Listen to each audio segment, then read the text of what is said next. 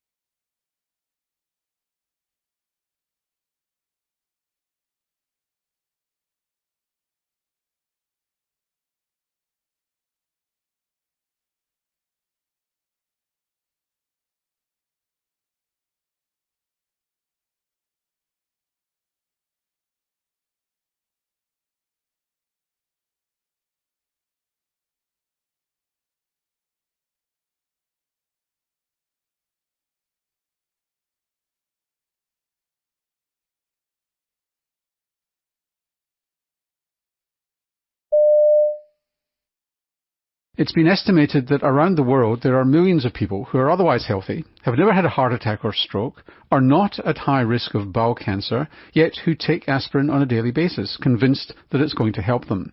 Well, the evidence from the largest ever study in this area suggests not. A huge trial called ASPREE, involving healthy Australians and Americans aged over 70, given low-dose aspirin for 5 years, has found no benefits and some harms. The research was led by Professor John McNeil of the School of Public Health and Preventive Medicine at Monash University, who I spoke to before we went to air. Welcome to the Health Report, John. Thank you, Norman. It's pretty impressive, 3 papers in the New England Journal. What sparked this study? Because it was Australian motivated, even though it occurred in the United States as well. I think we've been aware since the 1990s that there's an evidence gap, that many millions of people take aspirin every morning, and the evidence base, particularly for those who haven't had a heart attack or a stroke or have no other medical reason to be taking it, the evidence just isn't there. So what did you do in this study? We recruited 19,100 people from the United States and Australia. 16,700 were from Australia, and we followed them for an average of 4.6 years, and half of them took aspirin and half of them took placebo. And what were you looking for? What were your endpoints? Well, the endpoint here was disability-free survival, which is a measure of how long elderly people stay healthy. But how did you measure that? By measuring how long it took for people to remain healthy without having a permanent physical disability or developing dementia. And what did you find? Well, we found 3 things. Firstly, low-dose aspirin did not appear to increase survival. Disability-free survival or survival? Disability-free survival and survival. And it also didn't prevent heart attack or stroke. I think I should emphasise that this study was done in people who'd never had a heart attack or a stroke, because people who have routinely take aspirin under very strong evidence to prevent them having another one. So we're talking about healthy people recruited who are over 70 on average, is that right? That's right. The average age was 74. What about cancer? A lot of people take aspirin to prevent cancer, and there is some randomised trial evidence that aspirin can prevent cancer. Yes, this was a surprising finding in our study. There were numerically more people dying of cancer in the aspirin arm than in the placebo arm. This was a relatively small effect. It wasn't statistically significant once we adjusted for the multiple comparisons that we were making, and it hasn't been seen in other large clinical trials. So we're suspending judgment as to what its significance really means. And what were the complications and the side effects? Well, we had the usual side effect of bleeding.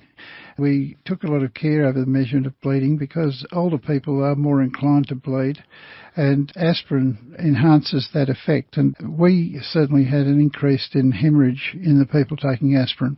Now, previous studies have suggested, and we had this on the health report, I think it was last year, suggesting that if there was a hemorrhage risk, it was early on and that settled down later. We looked at this, but we couldn't find that. According to our data, the risk of hemorrhage just kept going. Now, we had a story not so long ago on the health report suggesting that the effect of aspirin, of low-dose aspirin, is actually only there in people who weigh 70 kilos or less. And that if you want to get an effect from aspirin, you should be on a higher dose, like 325 milligrams or even 600. We've had a brief look at that, and we couldn't find that in our older people. What about dementia? Aspirin appeared to have no effect at all on dementia. But 4 years is not a long time to develop dementia. I mean, did you measure cognitive decline? Yes, we measured cognitive decline very carefully, and we haven't analysed all the data yet, but certainly the number of people who were diagnosed with dementia was the same on each arm. But that raises a very important issue because we will be following the people who participated in ASPREE over the long term to see if there is a difference in incidence of dementia or cancer that appears later. And we know that there's been evidence that cancer preventive effect does take 4 or 5 years before it becomes evident. That's one of the reasons why we've been very keen for our ASPREE participants throughout both countries to continue to be involved and let us follow them up. Now, if you have hemorrhage or you have side effects like gastric upset or something like that from aspirin, the people who are taking the real thing might have dropped out more than people on the placebo. That could have affected the results? We did a lot of testing of how many people were taking aspirin. We counted their pill bottles and so on, and we found that basically there was very good compliance with the medication on both arms of the study. Could this be a phenomenon of, as we are getting older, we're actually not necessarily aging, we're actually living longer, younger, and we're getting less heart disease? Was this population too young, paradoxically, even though they were 75? Were they actually too young to get an effect? Because 75 is like the new 50, as they say. That's an interesting question. We followed people whose commencement average age was 74 and whose final average age was nearly 79. So that's following people through a reasonably long period. We had a number of people who were over 80 years of age, and as far as we could tell, there wasn't a really big difference between the impact of aspirin at any of these ages. So if somebody's taking aspirin now, they're entirely healthy, they've never had heart disease, they've not had bowel polyps, which is another reason why some people might take aspirin to prevent the polyps turning into cancer or new polyps emerging, and they're on aspirin, should they just stop? Look, we're not recommending this at this point. People taking aspirin take it for 3 reasons. Some, of course, as you said, have had a heart attack or a stroke or something similar in the past, and they should definitely be on aspirin because the evidence is strong. And then there's others who've been put on aspirin by their doctors for a range of other reasons, and they should continue as well, certainly not stop without getting advice from their doctor. But then there's the third category who may have just decided, they've read somewhere, they're perfectly healthy, they think it's a good idea. The results of ASPREE will lead these people to reconsider whether that's a good idea. Just finally, do we know the numbers of people who are taking aspirin unnecessarily? We know that it's much more common in the United States, where about 40%. The date's wrong.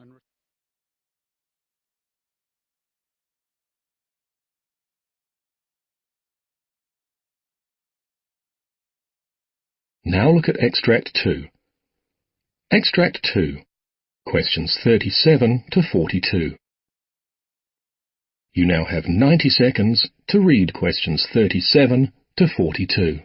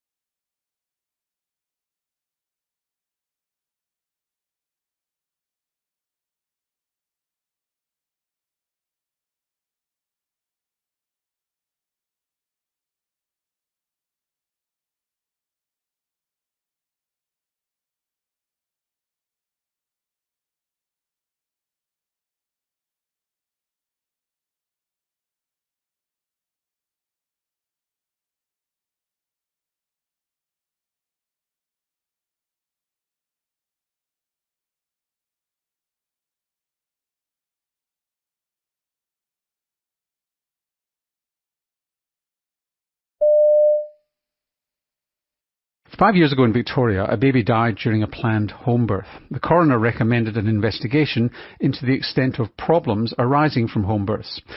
One of the results of this recommendation have just been published. A study comparing thousands of women having their babies in hospital with women having a planned birth at home.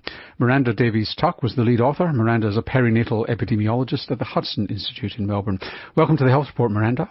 Hello, thank you for having me. You took data from 15 years. There's an impressive number of women. 16 years, 2000 to 2015. Sorry, maths was never my strong point. So you were comparing women who went for home births to women who went into hospital. What sort of numbers are we talking about here? So there are around 4,000 women who planned a home birth and just over 800,000 who planned to give birth in hospital. And we're saying planned because these aren't women who couldn't get to hospital and had the baby at home. These are women who just wanted to have a private delivery from a midwife. Yes, so these were women who had made a decision at the onset of their labour to plan to give birth either at home or in hospital. How did you do the study? What were you looking for and how did you compare the two sets of women? So we used the routinely collected data that we have for Victoria. So every time a baby is born or a woman is pregnant in Victoria, a whole host of information is collected and reported to the Department of Health so that we can monitor the health of women and babies in Victoria. And so we accessed that data to compare the outcomes after we classified them as either planning to birth at home or planning to birth in hospital and whether they'd be deemed to be of high or low risk of having an adverse outcome. So describe a pregnant woman who's low risk and a woman who's high risk. What sort of factors are we talking about here? So generally speaking, a low-risk woman is a woman who has a healthy pregnancy. There's nothing majorly wrong with her or her baby. There's only one baby that she's carrying, so she's not having twins. And she hasn't had a previous complicated pregnancy, so one that's ended in a caesarean, for example. In contrast, the women who would be considered or who were considered high risk were predominantly women who had had a prior caesarean delivery. They were also women who were giving birth beyond 42 weeks, so we call that post-term. And then there was a smaller subset of those women that had more than one baby, whose baby was breech, so it wasn't head down, or they had some sort of serious medical condition such as hypertension, etc. Okay, so like for like, but the difference was the home birth or not. I mean, was it truly like for like? I mean, were women having their babies at home more likely to be better educated, higher income? Yes, so we saw that regardless of whether they had risk factors or not, they tended to be healthier, older women of a higher socioeconomic standard if we use what we call CFA. It's a way we categorise them.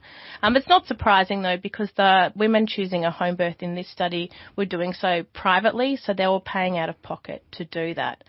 The type of risk factors were slightly different too. So the high-risk women in hospital were more likely to have medical conditions, which was a little bit higher than the women who planned to give birth at home. Before we get to the results, did that influence the results, do you think, or were you able to control for all that? So we made the decision not to control for anything in this study. We weren't interested in the relationship between home birth and outcome. But what we wanted to do was to provide information in a way that women would be able to work out where they sat in that particular group and then make decisions about what their outcome rates would be if they did or didn't have risk factors and if they chose to give birth in home or hospital. So what did you find? So that we found that for the low-risk women, there were no differences in perinatal death. So babies were not more likely to die for women without risk factors planning to give birth at home. So when you say perinatal, was that the first week of life? So perinatal death includes stillbirths that occur during labour and also deaths in the first 28 days of life. Okay. So no difference in perinatal death. What about other baby outcomes? So in terms of some of the morbidities or the bad things that can happen to babies, some of these were actually lower for the women who planned to give birth at home. So their babies were less likely to have an injury and they were less likely to have some of the other morbidities that can occur. But this probably reflects differences in some of the intervention rates that the low-risk women, so they were less likely to have instrumental deliveries and caesarean deliveries, so possibly it could be related to that. What about the high-risk women? So for the high-risk women, we didn't see that the perinatal mortality rates was the same. In fact, we saw that... You got a tripling, didn't you? No, it was actually 7 times more likely to have their baby die if they planned to give birth at home. Yes, so neonatal death was So death after the baby was born was the death rate that was significantly higher in the women. For what reason? I mean, there wouldn't have been large numbers, but what reason? No, so the numbers were very small. We can. It's difficult to talk about the drivers of this because the numbers are so small. But it did look like the babies that were born at home were the ones that died. These were not the babies that transferred to hospital during labour. So if we got into problems with a planned delivery and you transferred to hospital, you were okay. It was just if you got into strife, then that's the women who got into problems with their babies. Yeah, and potentially there were barriers to the transfer to hospital. Whether or not those barriers still exist right now, we can't be certain. But all the maternal benefits and the other benefits were there in the high-risk women. It was only that risk of perinatal death that was the issue. Now, there are all sorts of... So in other words, it's basically good news as long as you've got your risk assessed and you're going into this with your eyes open. Yeah, absolutely. And it's really good that we've been able to show for Victoria what we already know for international studies. So the UK data has been telling us this for a long time, but we didn't have any data to inform us here. So it's good to see that what we're seeing here is the same as what they're seeing in the other big studies internationally. Now, there are big issues here. You know, midwives are supposed to have an obstetrician who covers them, and they often find it hard to find an obstetrician who's prepared to cover the midwife and look after them. The midwife feels that they're not easily able to transfer the baby. There's a problem with payment and insurance, getting indemnity insurance. Are we overcoming those barriers yet? Yes and no. I think certainly a lot of the barriers to transfer are decreasing. We have collaborative arrangements now where hopefully midwives are feeling comfortable backing up and consulting with obstetric staff when women need care. Certainly we see from the data that we have that when a woman has been identified as needing to transfer and transfers to hospital, her outcomes are fine. So in those instances, absolutely.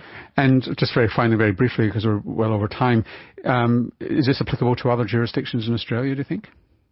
I would say yes. That is the end of Part C. You now have 2 minutes to check your answer.